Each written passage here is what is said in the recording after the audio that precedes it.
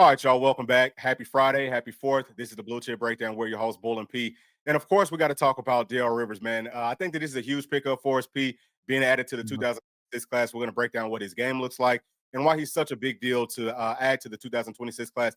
And I also want to talk about what Coach Heupel has done since he's been up on campus pulling up players. It's been a ton of talk I've seen on social media. I always like this, P. At this time of every single season when it's time to start closing.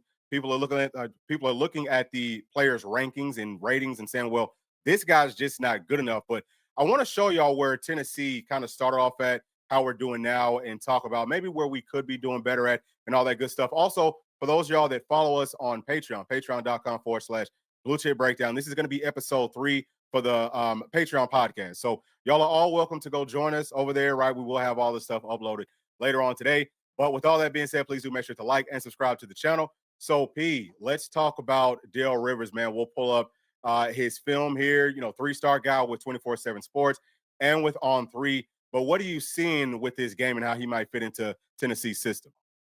I think he's a guy, man. I think he's a natural, like a natural strong side DN type body, or a 3 tech type guy.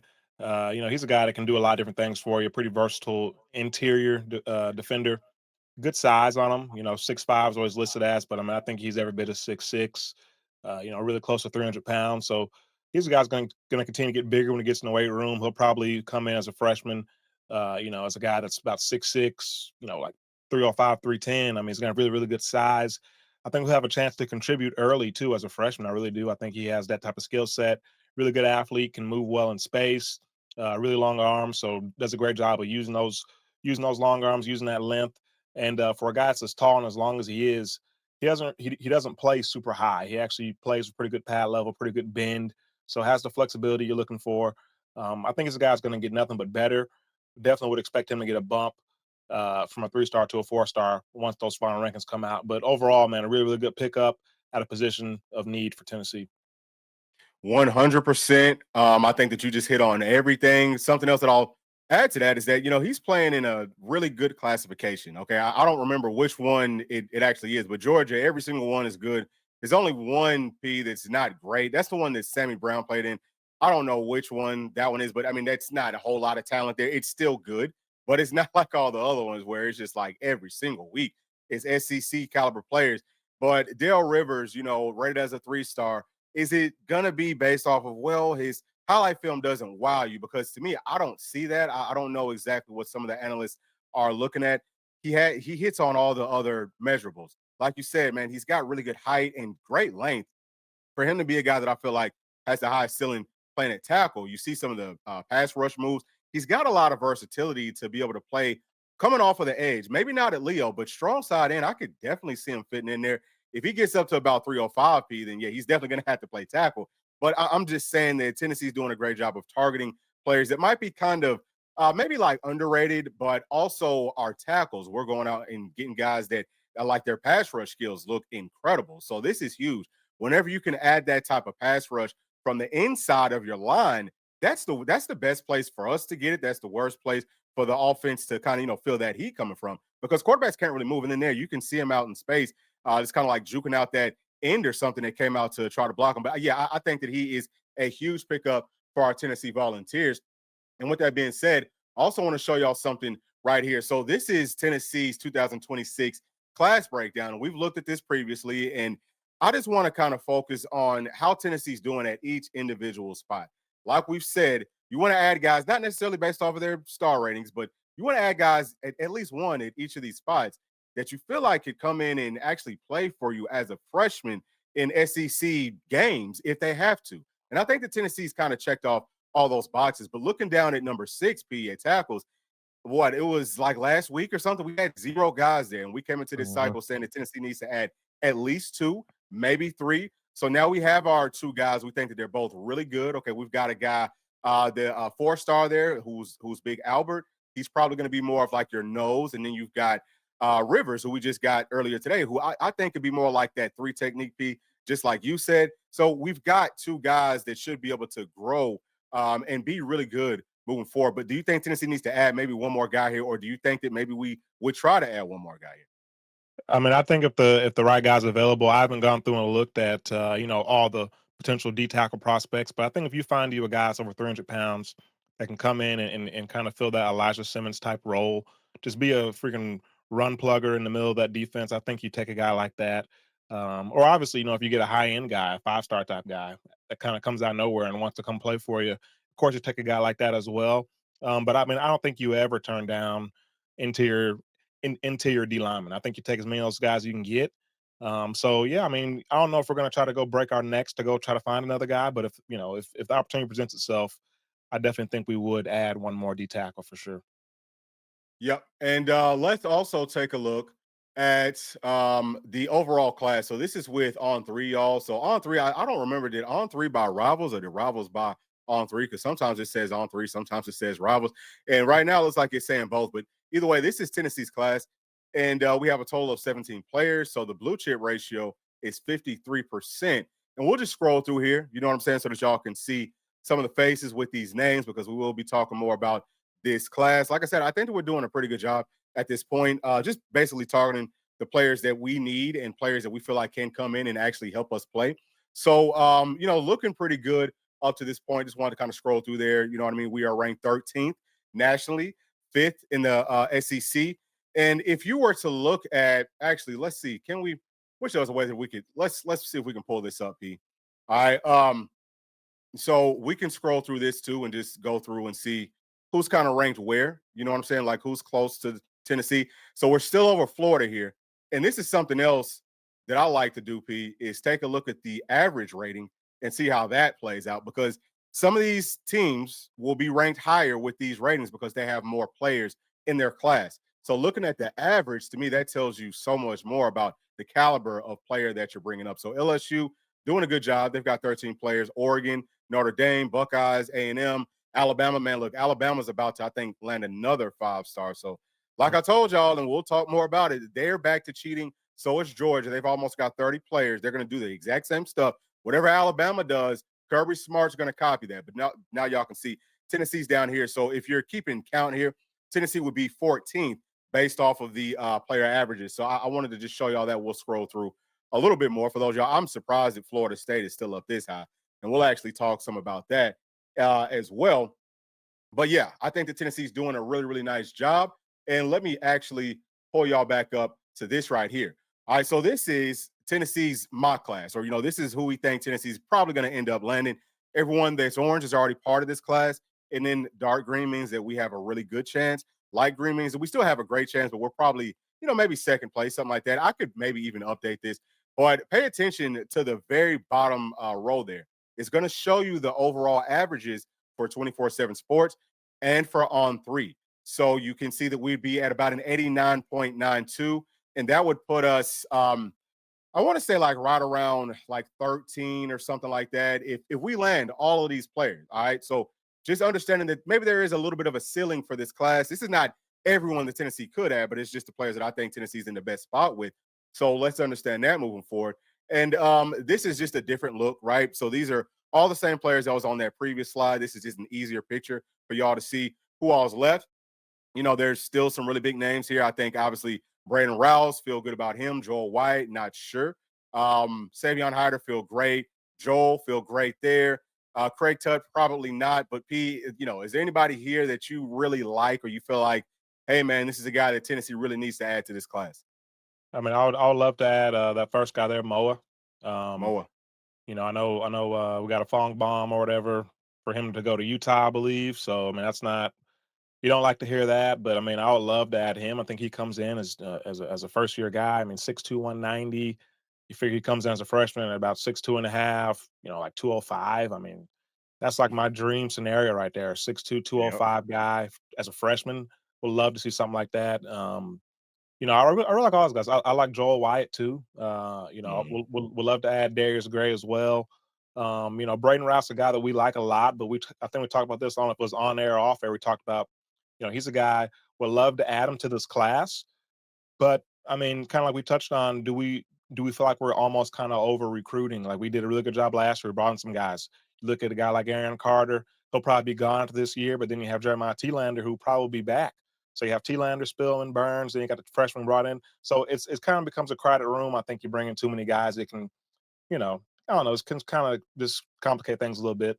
But I think it's a really good group, man. So I mean, hopefully we can freaking close out on some of these guys this time.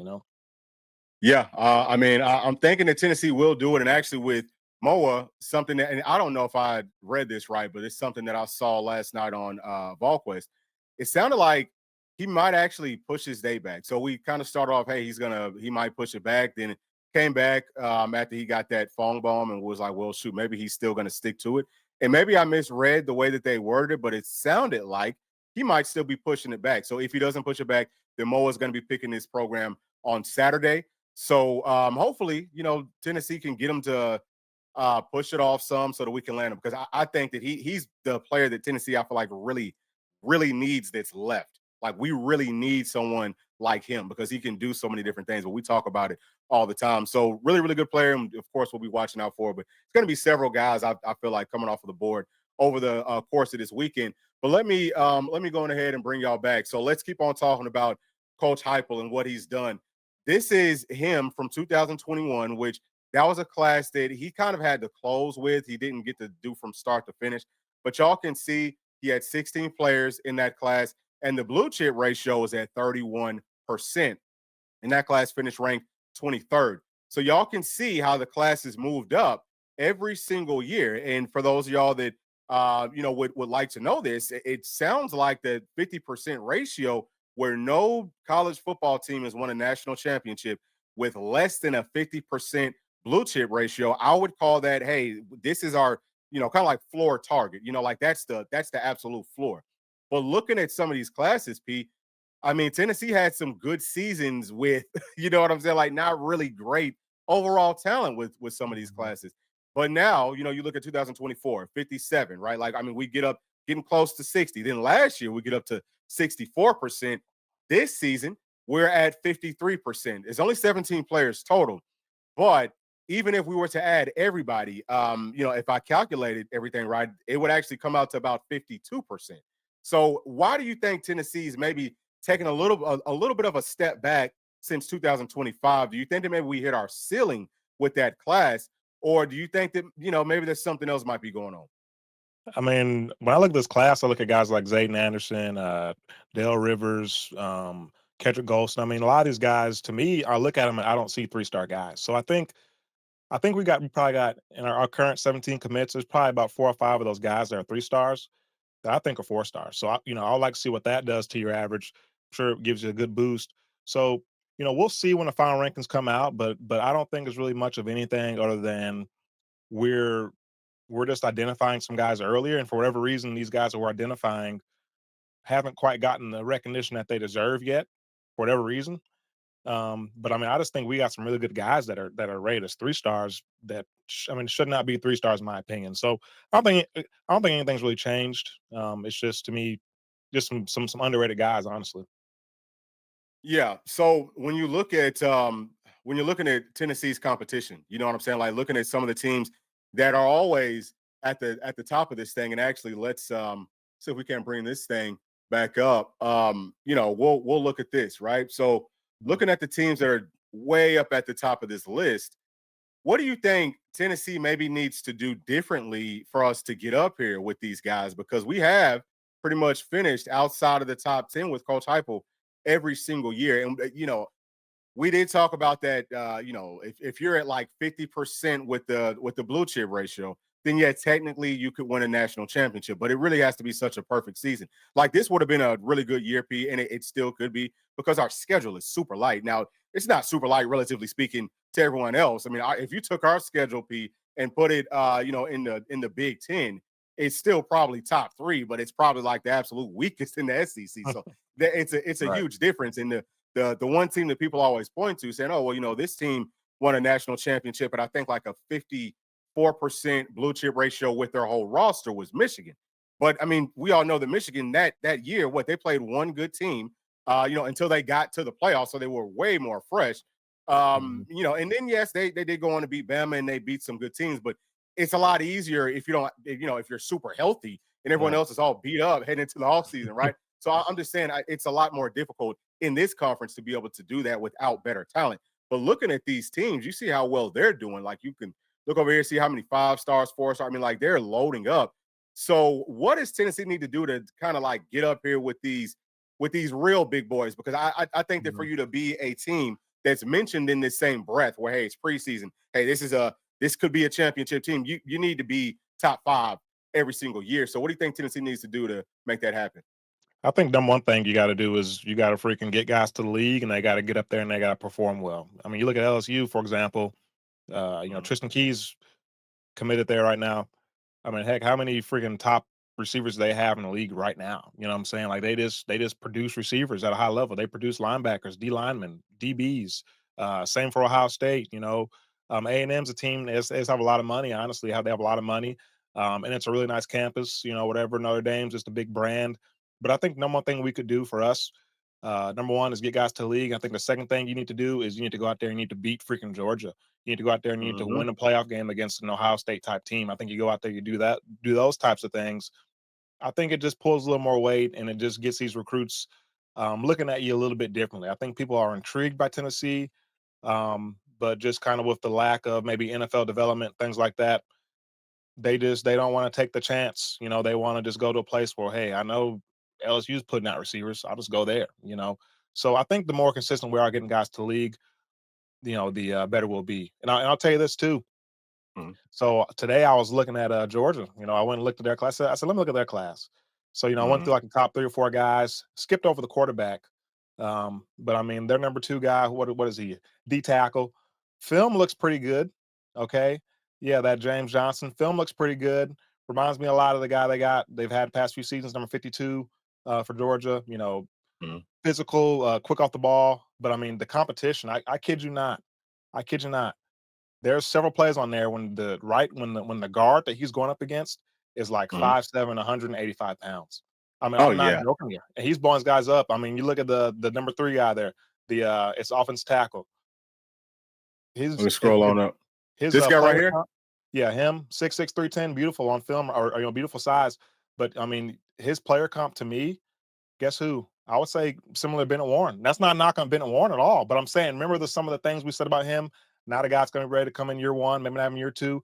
I mean, he doesn't look great. I like that safety, Jordan Smith, doesn't Mhm. impress you at all. So I mean, they have some highly rated guys, but I mean, seriously, when you guys get a chance, go look at these guys' highlights. They ain't Mhm. really. I like some of our 3-star guys better than some of these guys that they're bragging about. So that's all I'll say. Yeah, so I can actually tell you right here. So that's a really good program, P, that this Mhm. kid plays at. I mean, for every single sport, really good program. Okay, but I'm gonna tell you, they play in that conference. Okay, that I was talking about, where dude, I mean, dude, you can put up, I mean, incredible highlights. I'm talking about phenomenal highlights versus some of the competition that they're playing against. Okay, so yes, that's the kind of stuff that I'm talking about. Mhm. Is that yeah, there are some players that come from some of these places where hey, who the hell are y'all playing? You know what I'm saying? Like Yeah.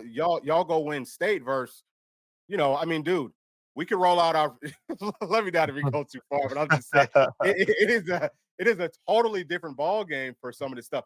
But P, let me actually push back some because I think that you're bringing up really good points. But let me push back because you were talking about Tennessee needs to send more players to the NFL, which I think is totally true. I think that's totally true. But looking at this, 2025, I mean, look, this is a great class.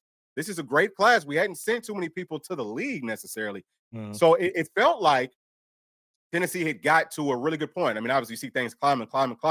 This year, all of a sudden, something kind of drops down. Now, I think that we had a pretty good year last season. Obviously, we made it to the college football playoffs. You know, I, we know that we were spending big in the 2025 class. I don't know that. Yeah, I'm not gonna. I have no idea. Are we spending less in 2026? Honestly speaking, I don't know. I know that with the transfer portal, didn't feel like we were. But what's the biggest difference between this team that happened from 2025 to 2026 up to this point? Well, I think the first thing, I mean, I think it was a lot of good talent in state in 25, so that helped us out a Okay, lot. But then the second thing, you had the Nico factor. I mean, everybody's excited to come play with Nico. David Sanders. I mean, all these guys. Like, hey, let's go play with Nico. I think now that there's no like superstar quarterback on roster, similar to like 2024. Like Nico was coming in that year, or was 23 he was coming in. Uh, you know, 2023. yeah, 2003 was coming in. So I guess that's not really necessarily the same thing, but you know, we have Faison coming in 26, but I mean, he's not really going to play until. Well, I mean, he might be the guy in 26. I mean, he could be. He definitely could be. But you typically give a quarterback a year before you expect people to really come follow him. So I'll definitely expect 27 to be another big class. But I don't know, man. The biggest difference is it's tough to put your finger on it. I think the Nico thing is big, and then I also think that the Ohio State kind of the way we got beat out there. I mean, it was really just an embarrassing display. I mean, coming out there with your That shirt was off. that was I mean, just embarrassing. everything about that. I mean, heck, I think I came on here and said it. I didn't mean it, but I think I said I'm freaking done with this team. I think Yeah, I said it, and I think a lot of recruits play yeah, felt the you did. same way. You know what I mean? So we got to get out there and we got to play some more games to get that bad taste out of our mouth and everybody else's mouth as well. Yeah. So thinking back, man, shoot that Buckeye game. So I just put out some. I put out all the SEC and playoff runs for Bishop and for Peyton Lewis last night on Patreon. Again, patreon.com/Bluechip Breakdown. Y'all can see it. But once we got to that Buckeye game, I was Mhm, like, dog, like we just, I mean, I don't know what the hell happened. I mean, we just like getting pushed around and stuff. It's like, did y'all even want to play? Or did y'all come up mhm, here, y'all, too much hooping and hollering, run around with your shirts off? Yeah, I mean, like, see, stuff like that, dog, like that. Yes, that pissed me off bad. I'm still pissed off about it. mhm. And I think that it really kind of like lit a fire under Coach Heupel, where he said, "Man, shit, Yeah, I ain't y'all ain't gonna have me out here looking like this ever again. So yeah, whatever I got to do, even if it's with my own scheme, I'm going to change things up." But see, that's what you want. You want to have a mhm, leader that's such a dog that hates losing more than he likes winning. And we need a whole lot more of that. Period. Like it shouldn't mhm, ever be okay for us to. Now, listen, we've been climbing, but at this point now, okay, why the hell aren't we within the top 10 now? We haven't cracked top 10.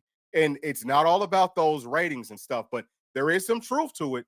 There is some truth. Like with the top players, it's hard to miss on that type of talent. All right. It's very, very difficult. So I'm just saying we're something needs to give. But yeah, going back to the whole Nico situation, and I don't know, this is just pure speculation, but that's the biggest thing that I could point to. Outside of, like you said, Pete, in the playoffs getting absolutely waxed. That's the biggest thing that I could point to. Maybe it wasn't the best look for us as a university to say, well, this guy's asking for too much money and whoop de whoop, so we're not going to give it to him. Now, I don't think that that's really what the case was. I think it was more that, hey, Nico, and maybe not even just so much Nico, but his whole team, maybe they were doing some stuff that, this is what it sounds like they were doing some stuff that wasn't really kosher. So you mhm. can't have the leader of your team moving like that.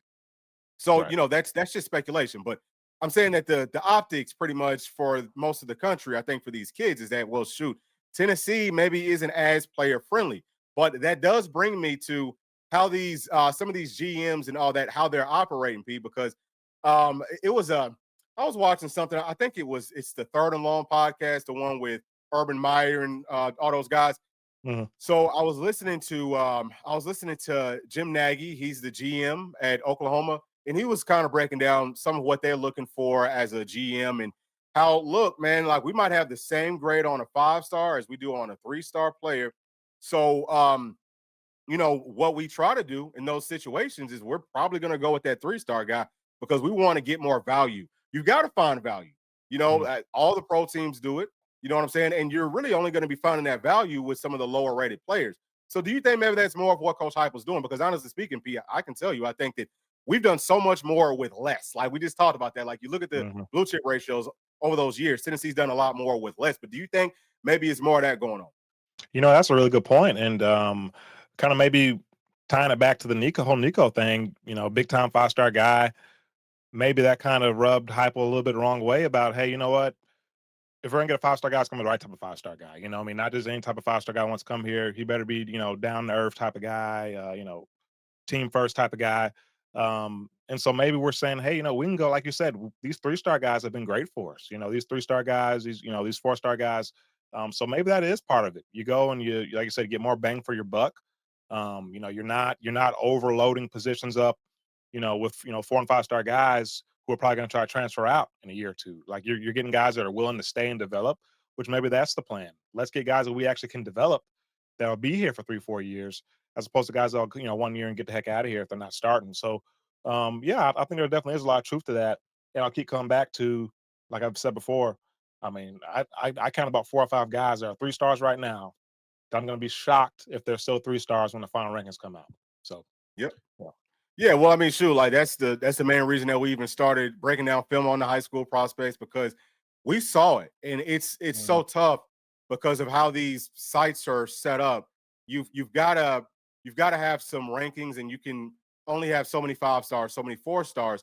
But it's not to say that there's some players that might be ranked as a 3 star that isn't really should not be a 4 star based off of their metrics. It's just because well maybe this class has a whole bunch of 5 stars, a whole bunch of 4 stars and things like that. So that can push people down too. There's a lot of politics with it. So yeah, I mean, That's true. I think that that's big, but also, man, and I almost hate to even keep on bringing this back up, but I do want to come back to this, right? Like let's talk some more about where some of these top classes are sitting at. Because what do you think that they're doing differently? Because do you think that it's more okay? Hey, we are, we're more so going after what the on threes and what the 24/7 sports have as their measuring stick for these players? Or Mhm. is it that, hey, we don't care about taking a guy that's rated lower because, we don't care about taking discounts because we got long money. Like we know that Mhm. USC, they got some deep pockets. Georgia doesn't. Georgia's not coming to these kids and paying them a whole bunch of money. Like they're going to be typically like the lowest offer. If you're talking about like Power Four schools, Georgia's on that low scale. So how are they up here? Is it just because of the championships? Notre Dame, we know that they'll pay, but also with Notre Dame, P, they just let go of a lot of play. Like they lost a lot of good players to the transfer portal. A lot of them. Like we just got one. So I think they lost what 3 or 4 offensive linemen, whatever. But they Mhm. just keep on moving. So maybe they freed up some money there. A&M, they got deep pockets. LSU, I've heard some things about. Hey, we had to go talk to these billionaires because we needed more money. So for them, they're going. I think that they were one of like the lowest paying teams really up until like 2000. Was it? It might have been last year, 2024, 2025, or something like that. But then they go get this billionaire to give him like $13 million. So for this cycle, they had $13 million leading all the way up to the start of this month. So they've been spending well. So do you think that it's more just about the hey, we've got so much money that we don't care about necessarily saving here and getting a 3 star that we've got the same grade on as a guy that's ranked as a 5 star, and Tennessee just sees it differently. I don't know. I mean, there could be some truth to that. Like USC being number one, I really don't understand that because I mean, yeah, it's Southern California, but they've been in Southern California. They've been the same, 6, 7 win team the past however many years. So how in the heck are they all of a sudden getting guys? I mean, I don't know. I mean, Georgia. That's one thing I do notice too is you see these top teams like Georgia, even USC, like in Bama. I think they're like number 8. They have a lot too. There's a lot more 3 stars that these guys are taking. I feel like than usual. I feel like usually they're a little bit lower than that. So I don't. I really have no idea. Honestly, I have no idea because there are some different teams up here, like Notre Dame's up there. You know, there's some different teams kind of in that top 5. Um, then usually it's Bama, it's LSU, Ohio State, Oregon. But we're seeing different teams. So I really don't know. I have no idea. I have no idea. I know I was watching Josh Pate the other day. He was kind of talking about it, and he thinks that the money is becoming less of a factor than what it was before. In that, I mean, I don't know. He said now it's more about relationships. So if you're going off his logic, that's just saying that Lincoln Riley and Marcus Freeman and those guys, and at Notre Dame and Georgia, these guys are just doing a better job building relationships and recruiting. They're just better recruiters. So I don't know. It's anybody's guess really as to what's contributing Yeah, to you that. know what? I would have to disagree with that thoroughly, thoroughly, thoroughly, thoroughly. I think that it's you know what I'm saying. Like honestly Yeah, speaking, it is and a lot of people still did about disagree with money. that. You know Yeah. what I mean? Like that is Hmm. I don't even know why he would say that because he should know better than that. Yeah. But I think that Josh Pate, he's one of those guys that he wants college football to be. I think that he would probably be happy if it was back to what it used to be, where the players don't get paid, period. Like, I think he's more one of those guys. So he might just, oh, well, the college sports mafia came in and, they mixed some things up. So now everything's working better. Like that, we all know that that's BS because Hmm. like we actually Yeah. talk to these kids and it's still about money. Yeah, I mean, you Yeah. have to, now, one of the things that I will say is that in theory, it should be more equal money, but it's never going to be equal money. It doesn't matter what you try to do unless you sign a CBA, put these kids on real contracts, and have some real like salary caps, there's never going to be really equal Hmm. nothing because Right. teams are finding ways to circumvent rules and laws. They're doing all this different stuff. I told y'all Georgia's one of them. Alabama's one of them. They're doing it. That's why their classes. Now Georgia's always been up there. Alabama's typically up there. They took kind of a step back last season, but the way that they're doing now is it's crazy. Like this is like Saban Yeah. stuff. But it's because they have things in place that help them be able to circumvent rules. So it's always going to be about who can get the most money to those players' pockets. And then also too, like if you look at guys like Nakos, who Nakos, he's one dog. He's almost he's almost turned into kind of like a snitch. Like he's doing a whole lot of Mhm. he's telling everything.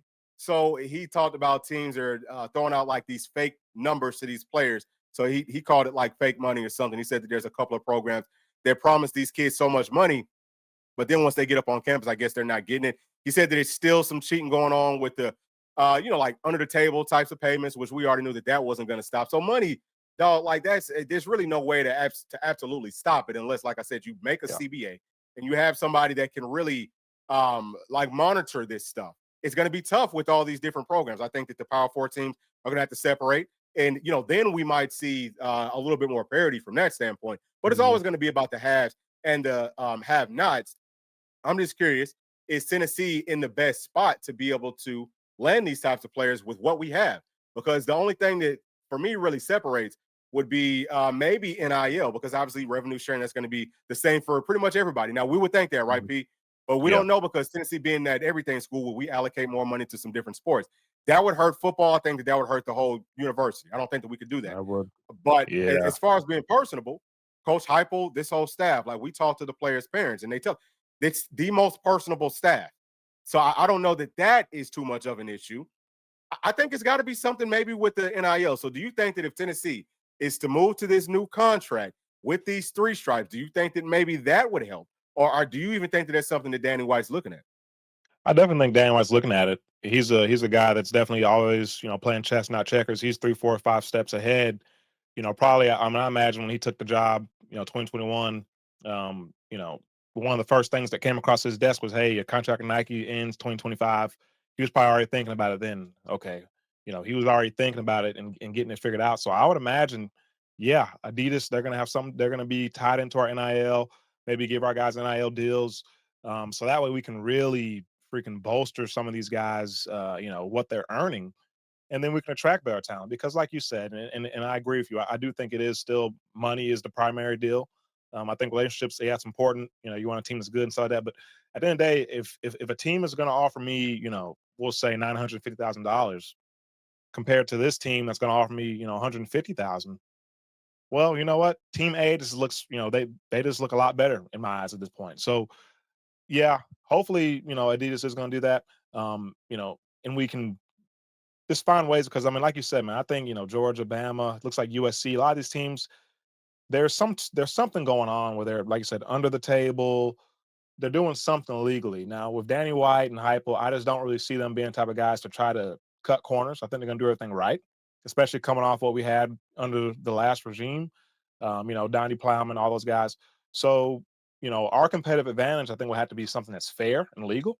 And so I do think that this move to Adidas, I mean, I think it's a really good move for this university. So we'll see, man. We'll see how this goes. I don't know. I guess it starts what in 2026, the actual when we'll actually be sponsored by Adidas. Do you know?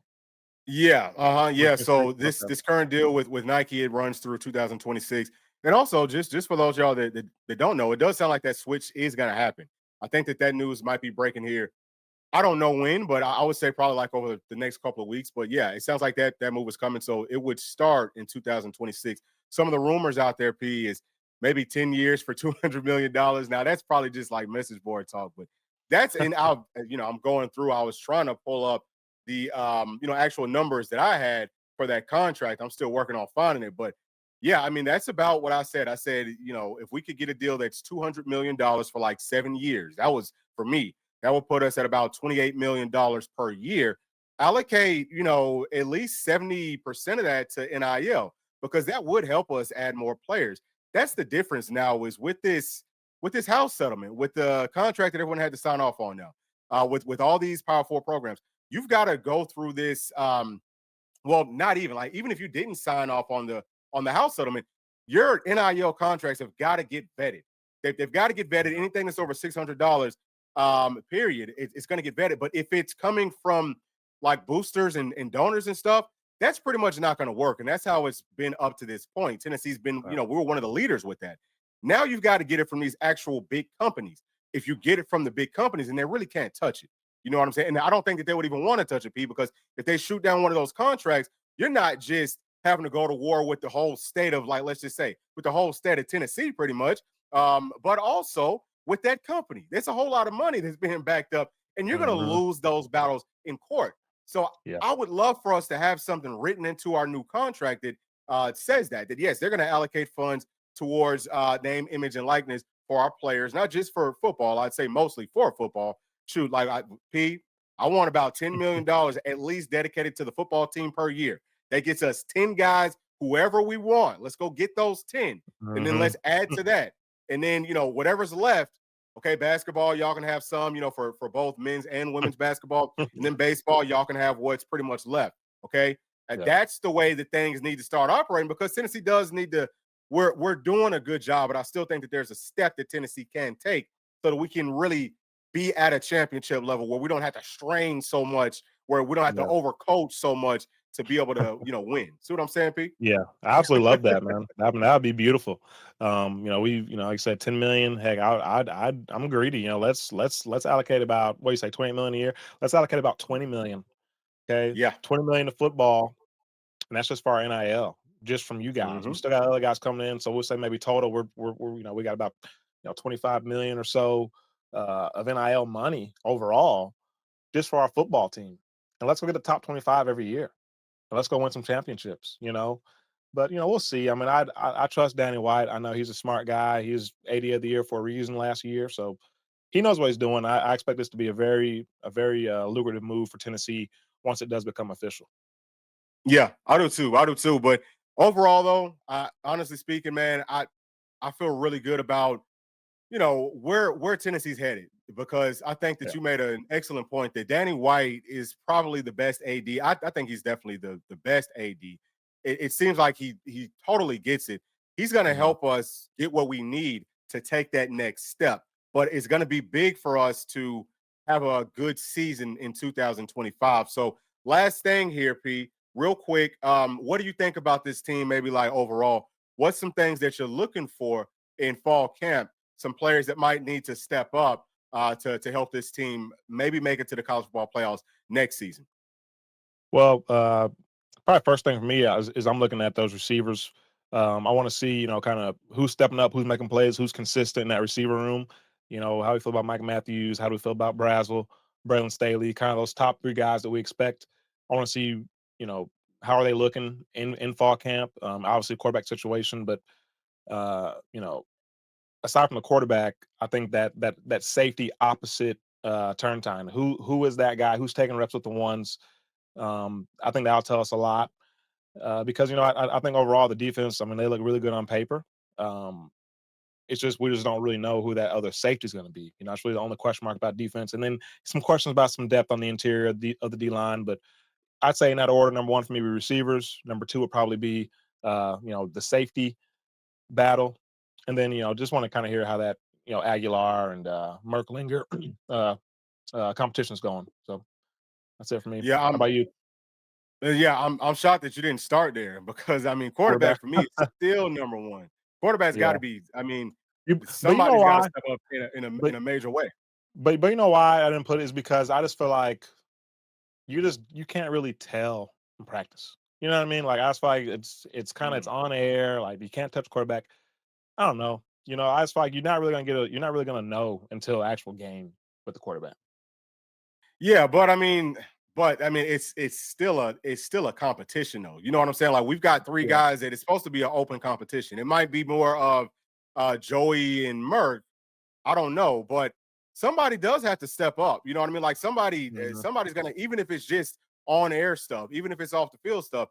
That's three guys in that room that, what, 3 or 4 months ago, they didn't think that there was even going to be in competition to be starting for this team.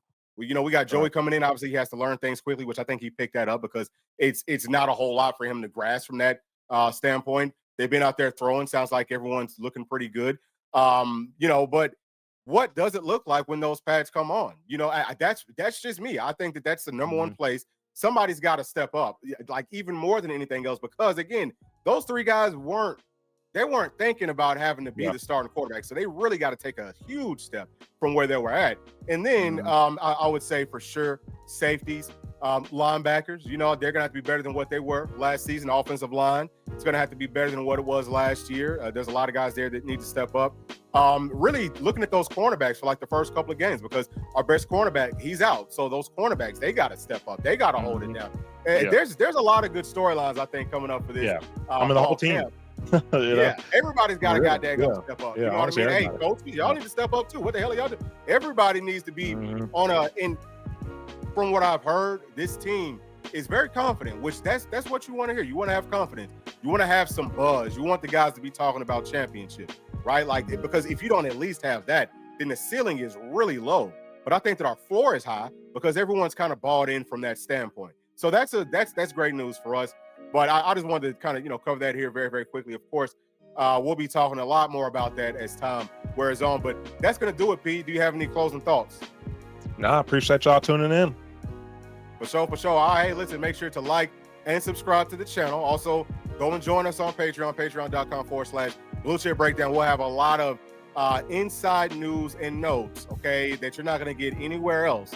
You will get it on our Patreon, especially as the football season starts. And we have a lot of good things going on over there. So, again, thank y'all. We'll see you on the next one. Peace. Thanks for watching. And please make sure to like and subscribe to the channel, because that keeps us growing inside of the YouTube algorithm. And if you did like this video, here's another one that you might also enjoy. Thank you. We'll see you on the next one. Peace.